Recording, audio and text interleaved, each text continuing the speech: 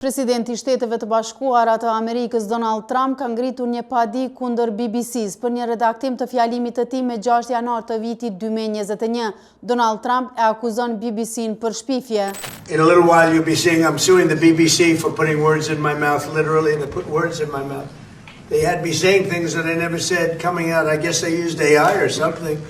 Ndërkaq BBC-a i kërkoi falje presidentit muajin e kaluar, por hodhi poshtë kërkesat e tij për kompenzim dhe nuk u pajtua se kishte ndonjë bazë për pretendim për shpifje. Ekipi ligjor i presidentit amerikan pretendoi se BBC-a me qëllim keqdashje dhe mashtrim e modifikoi fjalimin e tij të 6 janarit të vitit 2021. Trump tha muajin e kaluar se planifikonte të padiste BBC-n për dokumentarin i cili u transmetua në Mbretërinë e Bashkuar përpara zgjedhjeve të vitit 2024 në SBA. Mendoj se duhet ta bëjmë, u tha Trump gazetarëve për planet e tij. Ata mashtruan, ata ndryshuan fjalët që më dolën nga goja. Në fjalimin e tij me 6 janar 2021 përpara një trazire në Kapitolin e Shteteve të Bashkuara të Amerikës, Trump i tha një turme: "Ne do të marshojmë drejt Kapitolit dhe do të brohorasim për senatorët, kongresmenët dhe kongresmenet tona të guximshme." Më shumë se 50 minuta më vonë në fjalim ai tha: "Ne do të luftojmë fort deri në fund." Në programin Panorama një klip e tregoi atë duke thënë: "Ne do të marshojmë drejt Kapitolit dhe unë do t'jem atje me ju